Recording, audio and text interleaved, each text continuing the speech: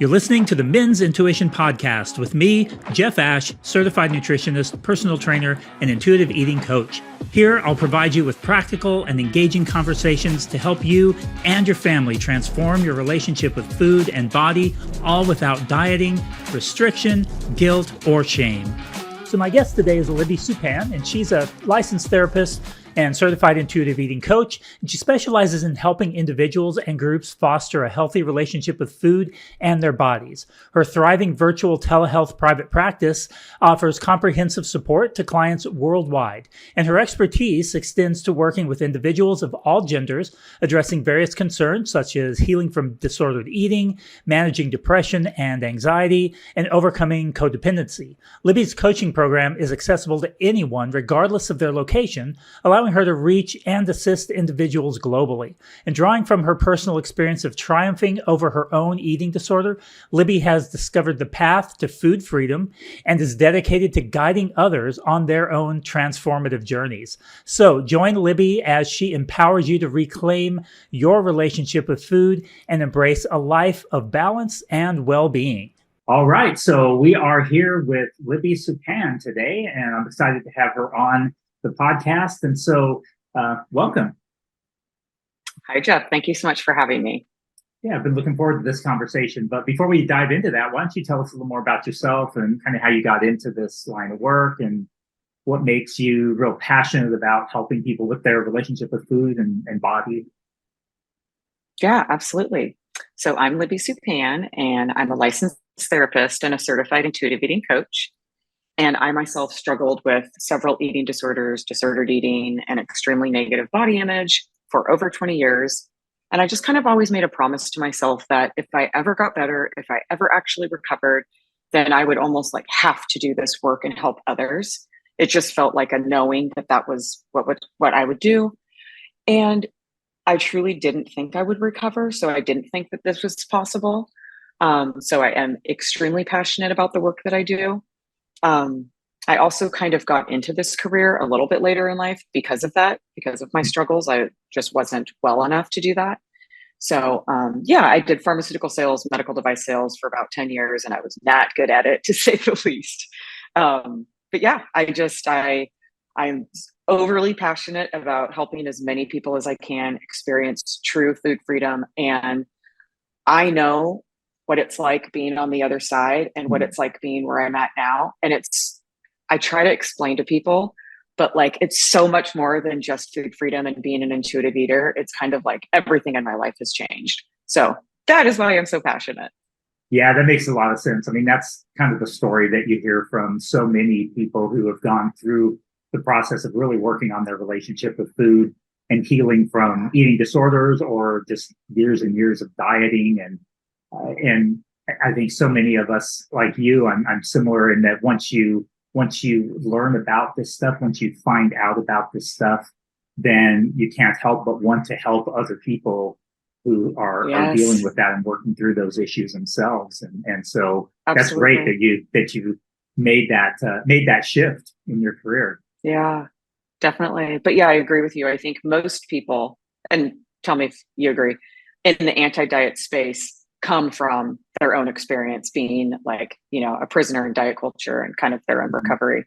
Yeah, absolutely. Well, you see that seems to be a big problem in the typical fitness space too, is people come to it where they lost a lot of weight or whatever, and they were able to keep it off. And then suddenly now they're going to teach everybody how to do exactly what they did. And it's, see, if I can do it, anyone can do it. And it's like, well, no, your genetics are quite different than mine, and it may have been easy for you, but it's not that way for everybody else. And so exactly, it's not a one size fits all ever.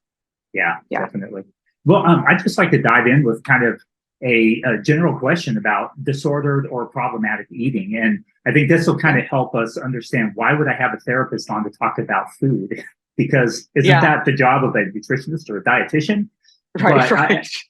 It's kind of funny. I've always thought if I went back to school for something, it would be, and wanted to continue doing this kind of work, it would be probably more in the therapy line rather than additional nutrition, because I think I find that I really don't talk about the specifics of food very often when I'm helping Yeah. people with their relationship with food, because it's not Yep. about the food itself usually. Exactly. So it's really interesting. But Yes. some may be aware that eating disorders are classified as a mental health condition, but I think I know the answer to this, and I would bet that most in the typical fitness community would disagree. But would you say that like subclinical disordered eating, or what we might just call bad eating habits, some people might call it that, would you say that that would also qualify as kind of a mental health issue or struggle or challenge that should be addressed at least to some degree in that context?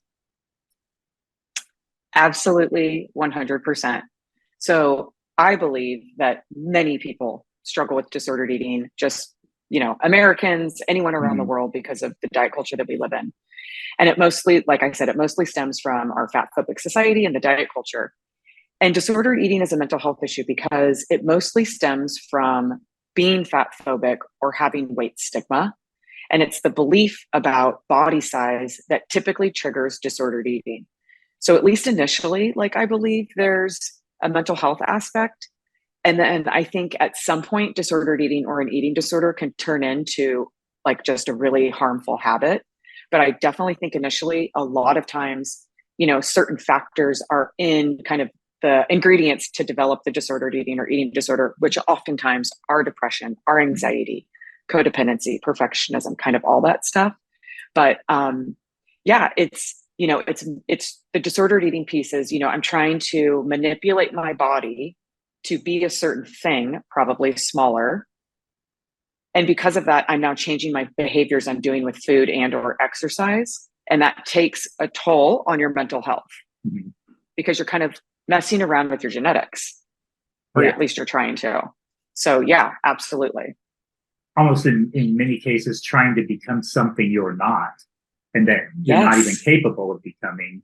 Not to say that you Right. don't have the determination or the grit or the willpower to maybe get your body to a certain size for a very short period, but it Mm-hmm. ultimately isn't who you are. It's almost like a mask, really. In some cases, you're Yeah. putting on this outward appearance that is not that doesn't reflect who you are Right. genetically at the core of your being.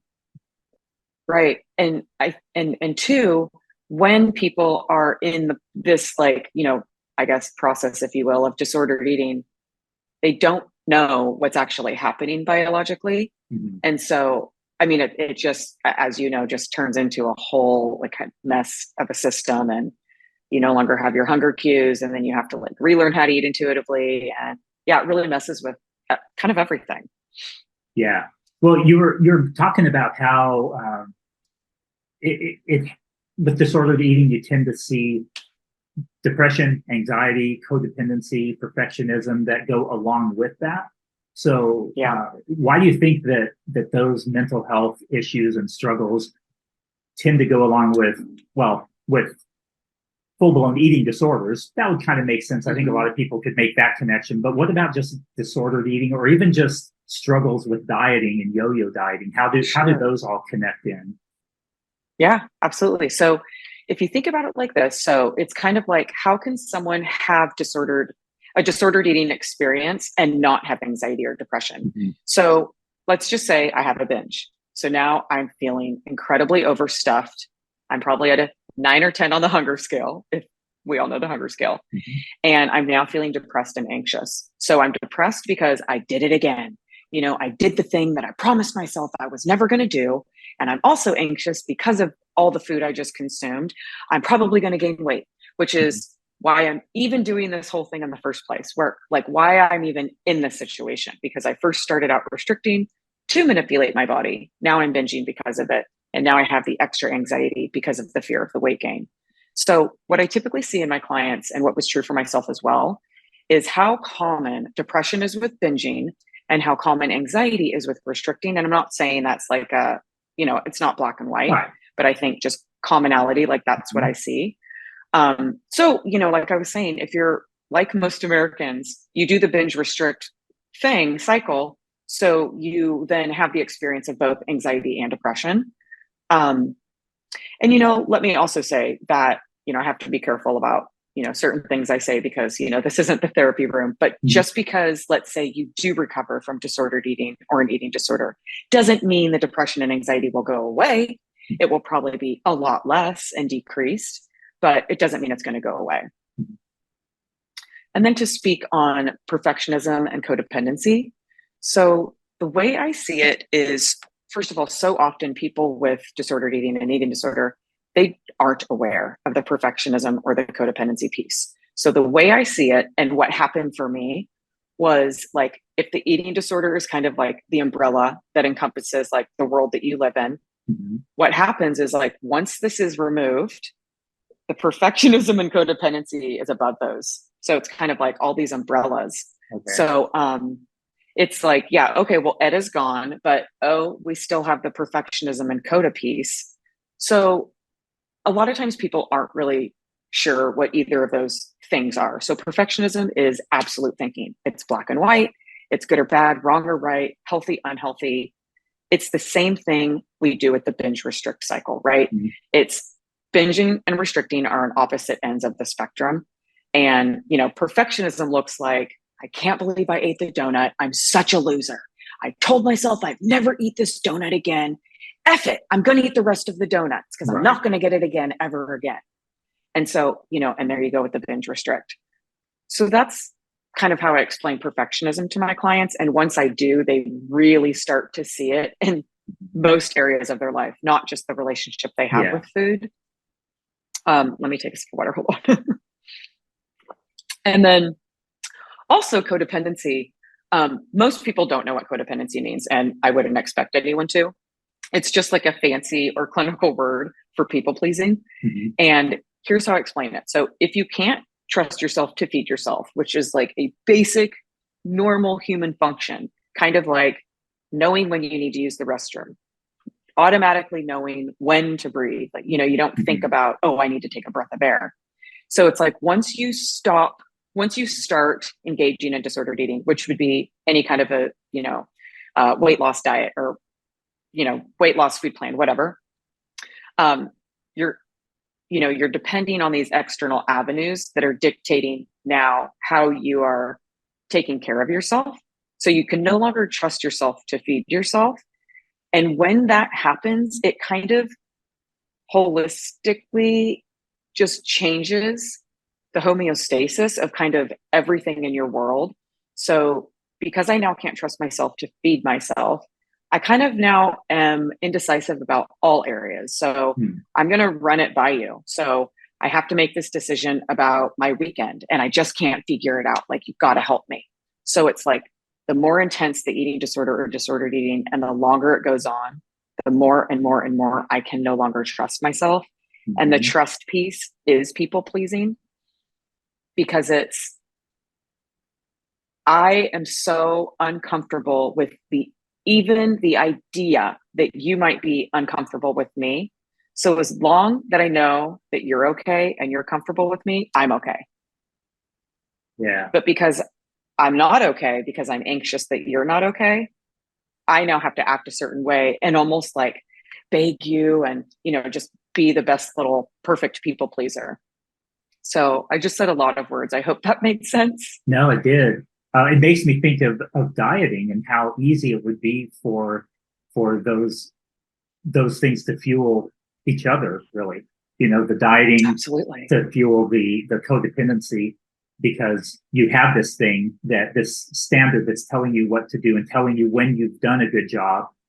And if you follow these rules, then you have pleased, so to speak, the diet in a sense, by following its rules and doing what it says. And then so now you can feel good about yourself. And if you don't, then you don't feel good about yourself because you are not pleasing the diet, even though the diet's not another person. But I can see how you could very easily connect the two together. And it seems like this is really a two-way street with all of this, where the anxiety and depression, the codependency, the perfectionism, where not only do those things drive the eating disorder, disordered eating, or even just problematic eating that's interfering with your life, but vice versa. When you when you're engaging in those behaviors, the result could be these other mental health issues. And so I could see how when you said, when you heal from the eating disorder, that your depression and anxiety don't necessarily go away, because it may be that you have some other, that the anxiety and depression are not purely connected to the eating disorder. That's another aspect, but it fuels the disorder, and the disorder could fuel the depression. And so it's kind of this vicious sort of two-way sort of cycle. Is that it sounds like that's what you've observed a lot. Yeah, like kind of like what came first, the chicken or the egg. So yeah, I definitely think so. And the way I see it is, the development of any eating disorder or disordered eating is similar. Like, this is how I explain it, especially to like my adolescent or teen clients, is think about it like a cake recipe, right? So you have all these different recipes for these different cakes, and every single one of them has some different aspect to the ingredients, because they're maybe chocolate, vanilla, strawberry, whatever. But typically speaking, there's a lot of similar ingredients. So each person's eating disorder has all these different, elements to it. Like, let's say maybe it's like 15 different elements. And oftentimes it will be insecurity, depression, anxiety, codependency, perfectionism, but not necessarily. But then on the flip side, once you have the eating disorder, you will most likely experience anxiety, depression, codependency, perfectionism, even if you didn't have those things before. But typically speaking, most everyone I've worked with have already have those things going on, but not that they cause the disordered eating or eating disorder. Yeah. It's just kind of all pieces of like one puzzle, if you will. And I think that's a good point, and something really important to emphasize, because I think that sometimes when you hear in the non-diet space people talking, it's very easy when you aren't in a more in-depth, nuanced conversation to get the idea that they're saying that dieting causes an eating disorder. So if you go on a diet, you're going to get an eating disorder, or everybody who's on a diet is going to get an eating disorder if they don't stop. And that's not the case.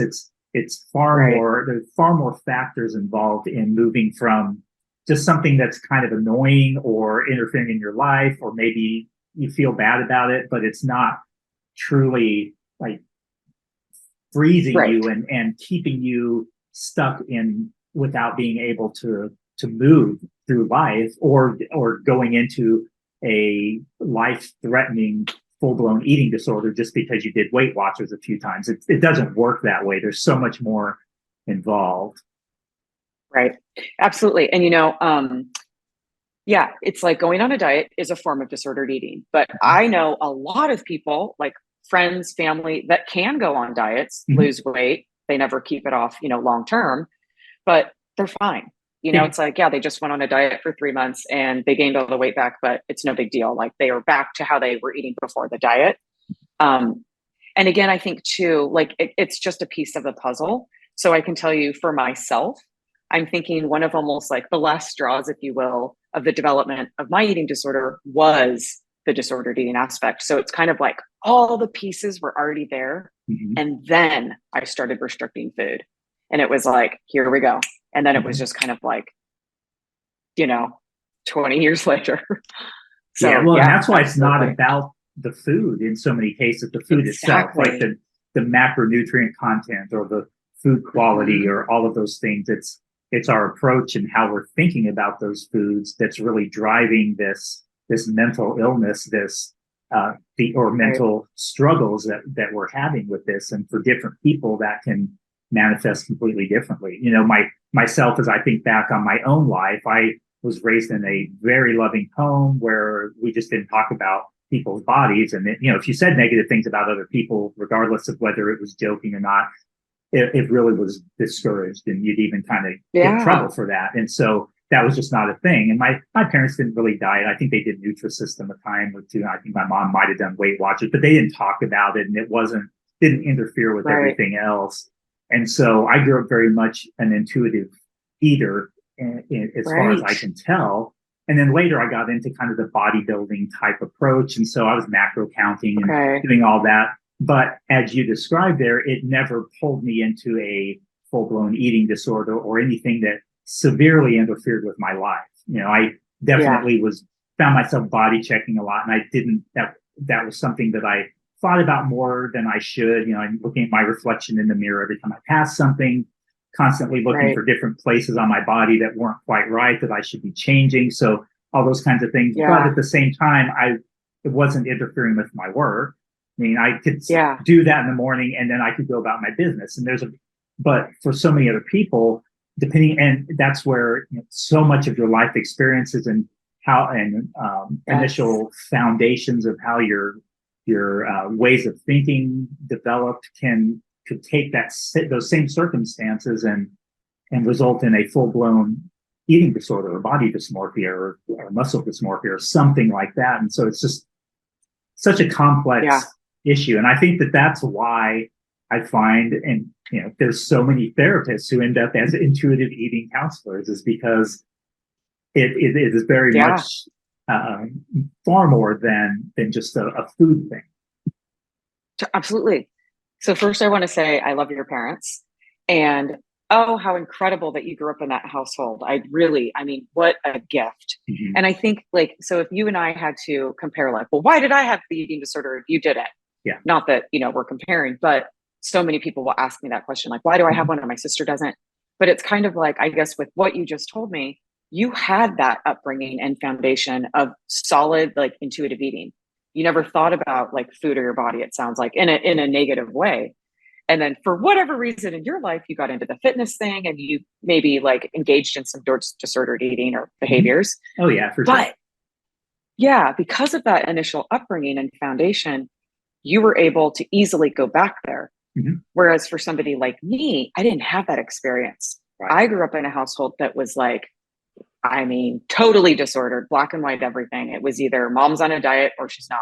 Mm-hmm. So it was we have no food, we have Nutrisystem, and you can't eat it, or we have everything from Costco. So it was just either or. It was never just I guess, I'm doing quotes, normal or balanced. Mm-hmm. So when I started then intentionally restricting my food, I didn't know where to go back to. Yeah. Because I didn't have that foundation, so it's so, and that's why, again, I'm so passionate, and it's so important for people to eat intuitively, especially when you're bringing children into this world. Mm-hmm. I see it as generational trauma. My mom was disordered eating disordered. Her mom was, her mom. And I just feel fortunate enough that with me and my siblings, we broke that, so no children underneath us, at least genetically, mm-hmm. should have an eating disorder. So, yeah. Well, and it reminds me of a quote that you may have heard this one, where it's easier to build strong children than to fix broken men.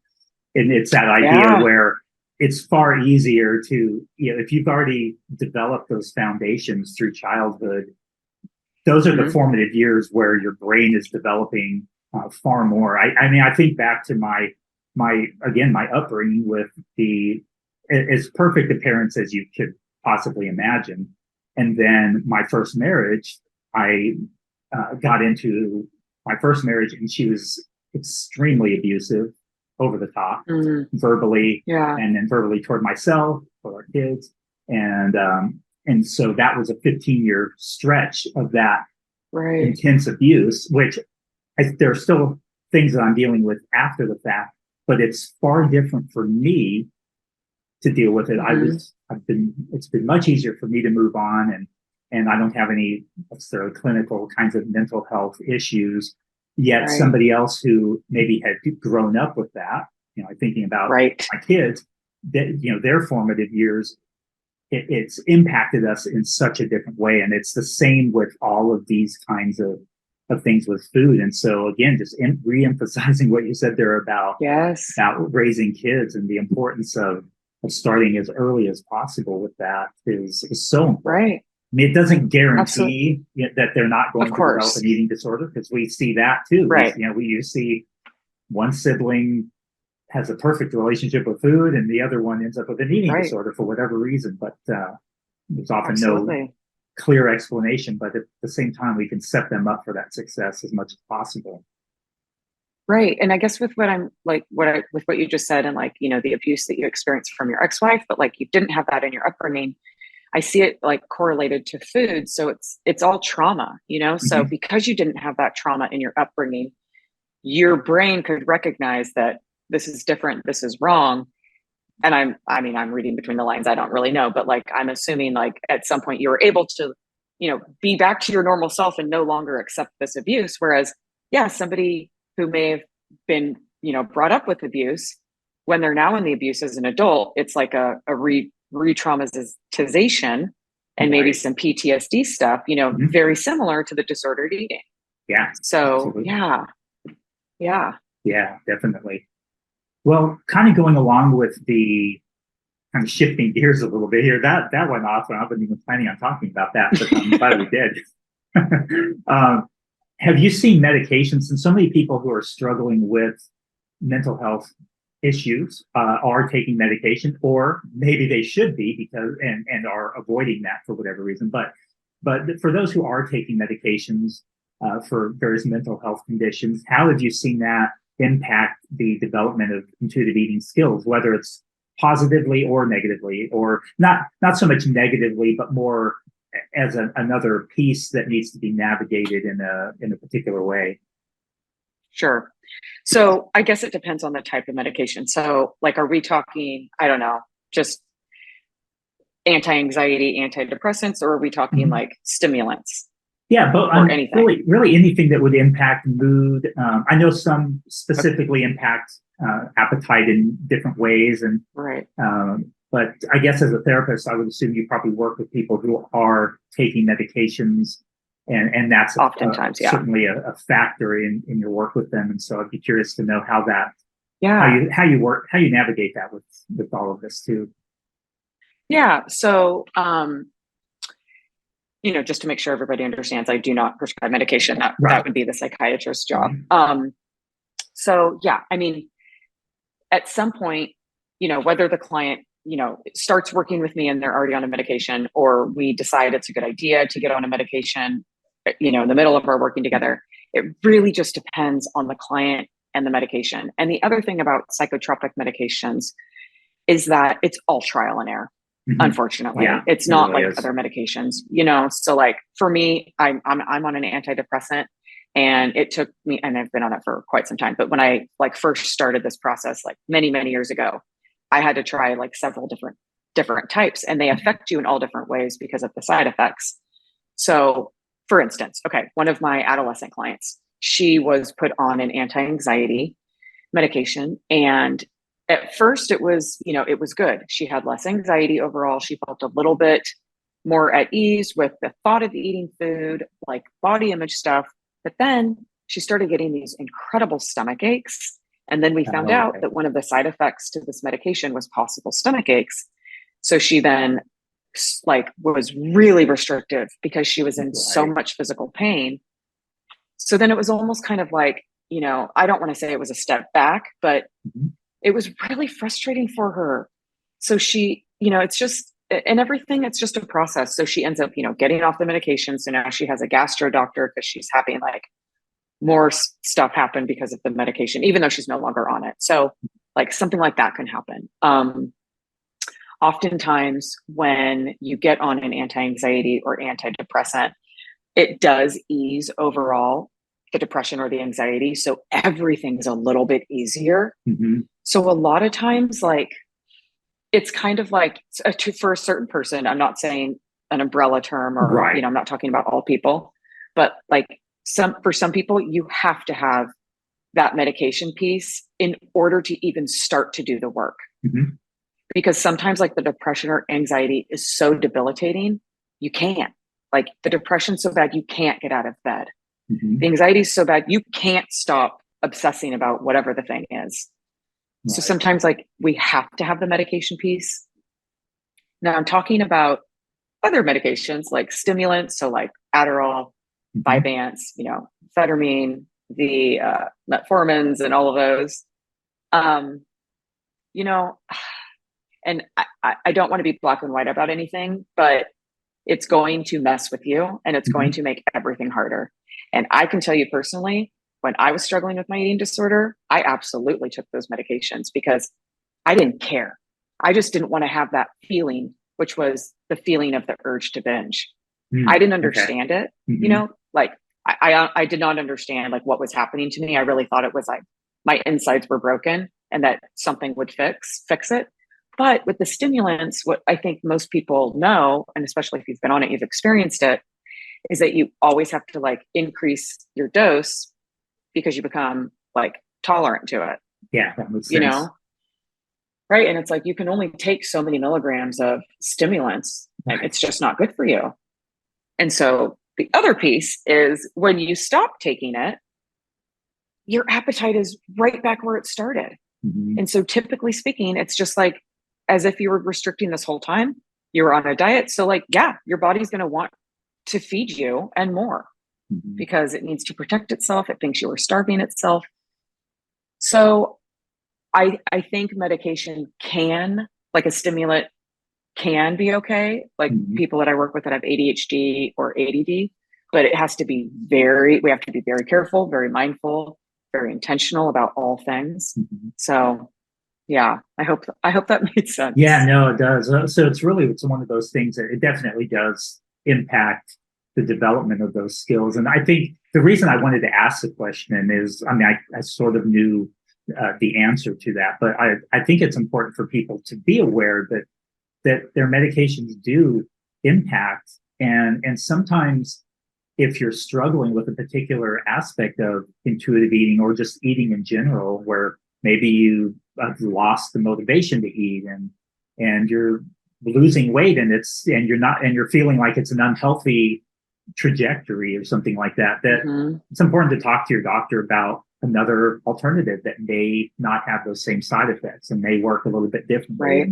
And as you pointed out, that trial and error thing, because I think with everything, I mean, all medications have cons and they have pros, and you have to weigh the pros and cons and figure out what thing is how to balance everything out so that you can kind of get to the best place for you when it comes to your physical health, your emotional health, your psychological well-being, and your social health, and all of those different aspects of your health. Right.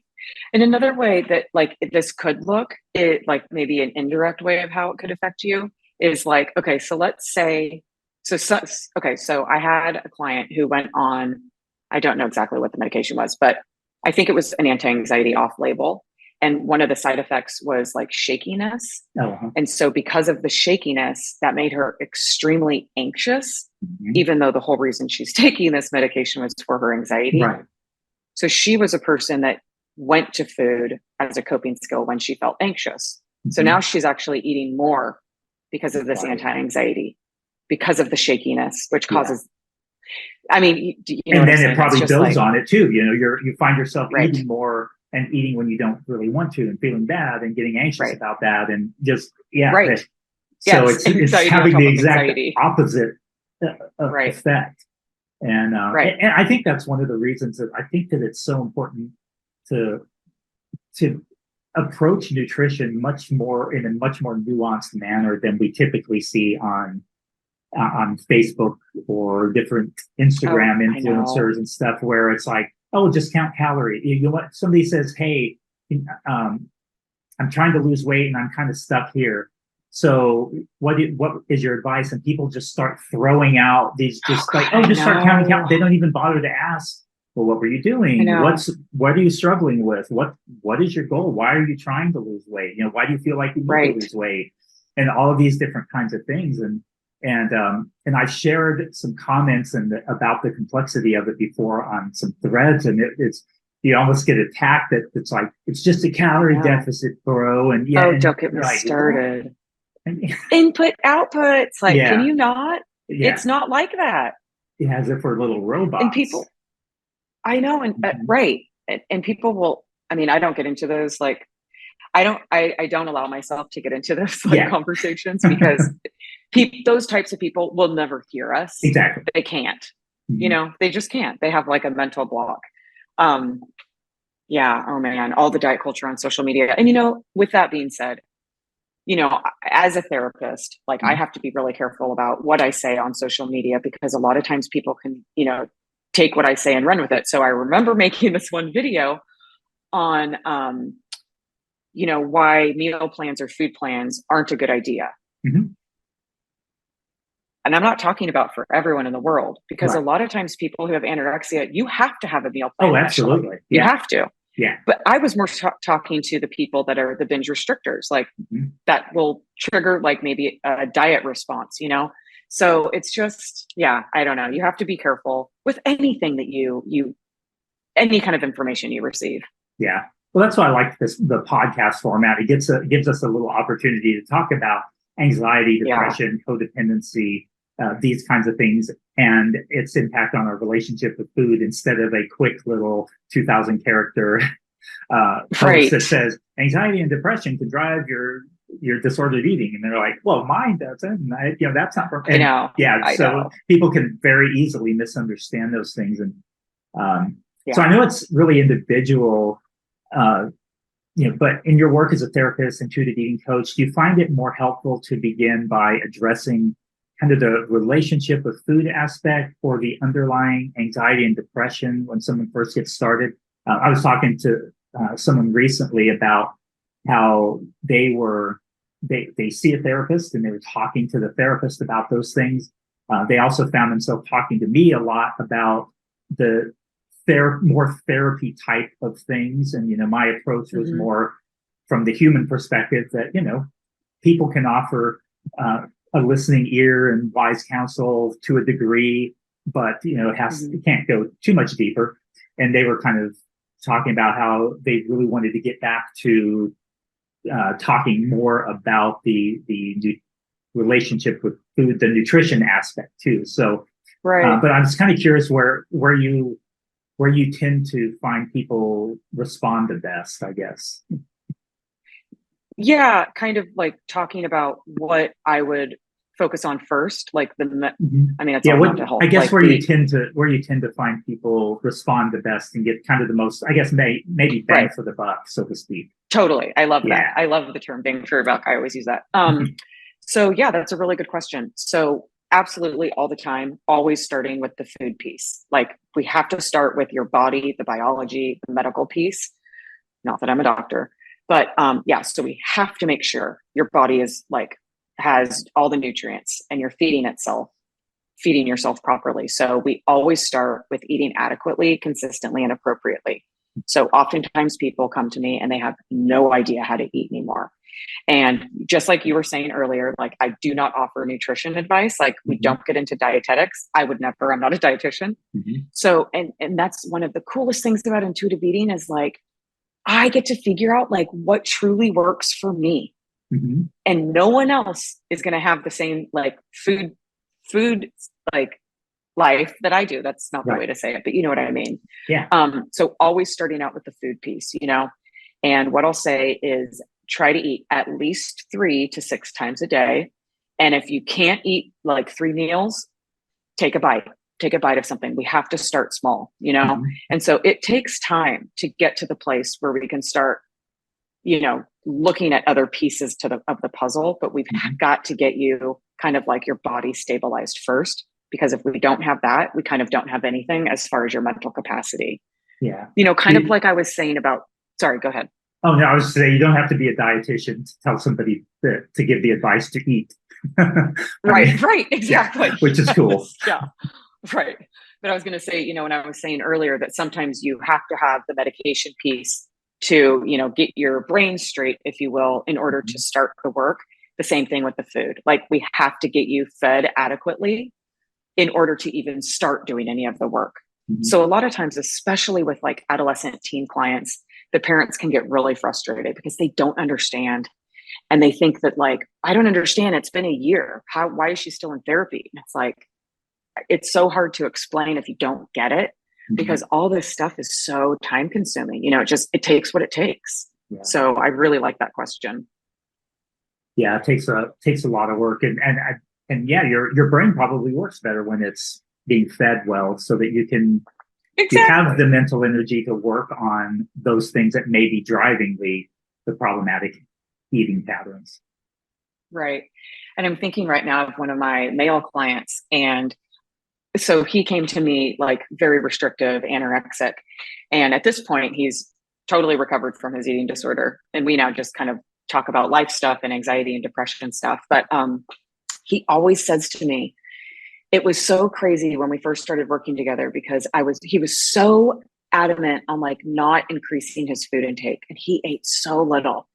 And as we would like continue our work together and he would increase his food a little bit every day, like it's like one more bite every day, he would say, I mean, he was like in shock at how different his work was and how he could wake up better. Yeah. And he actually wanted to go outside.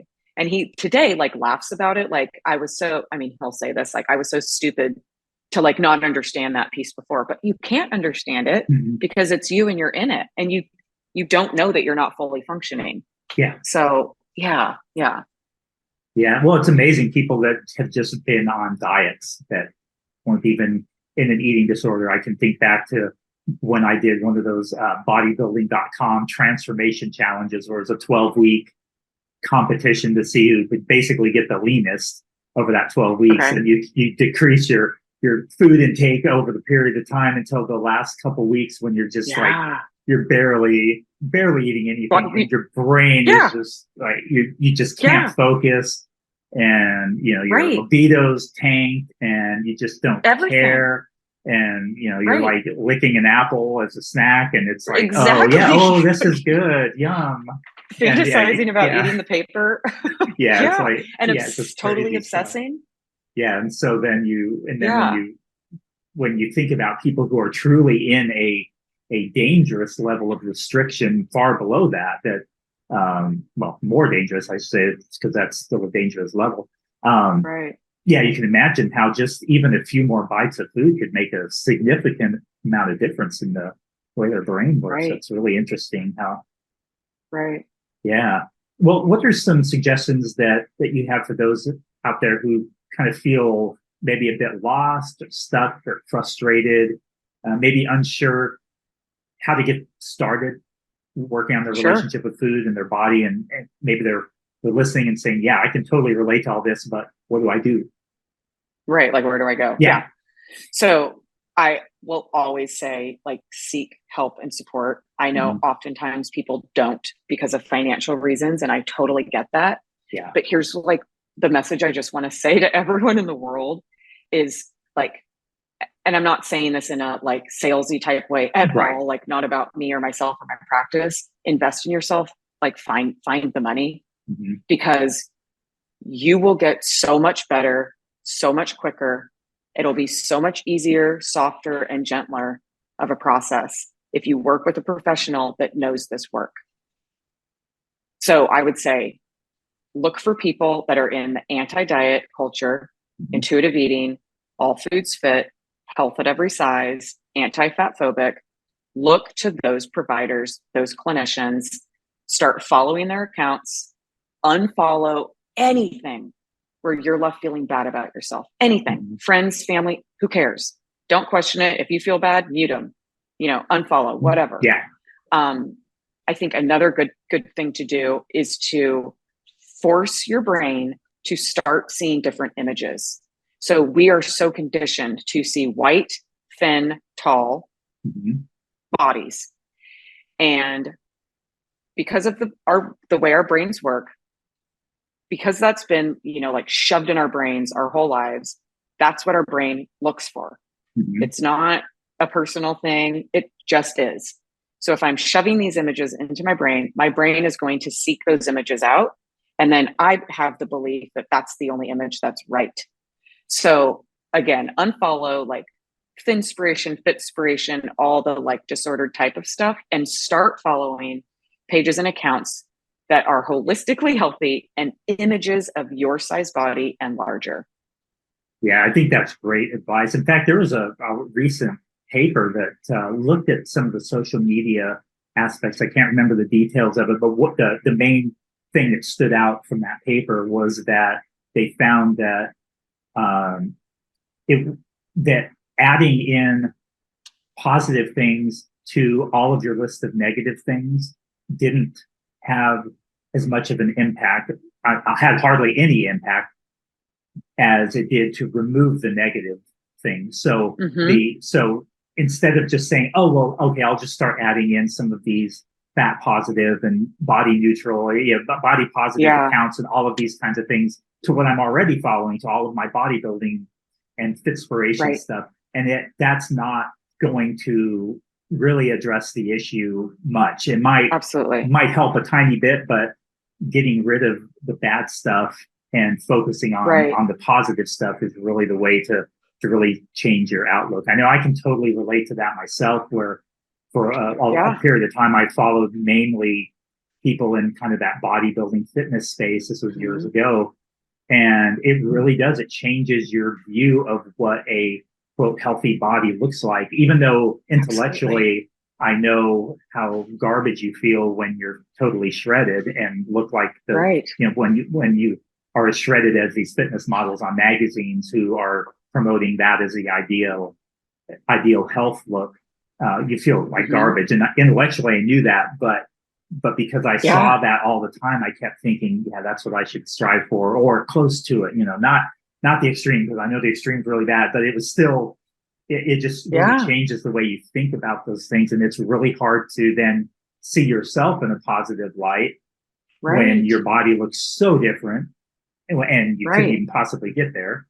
And it really changes your view of just people in general. And you start to look at others around you completely differently. You don't start to look at everybody who's in a little bit larger body as being quote overweight or unhealthy or needing to lose some weight or whatever. You're not focusing on those aspects. You're just focusing on people and more interested in learning to get to know more about them and not being judgmental and in how you think about them just because of the way they look and that kind of thing. It just translates into, like we talked about earlier, all these things just translate into so many other positive areas of our life. And I think that's really important.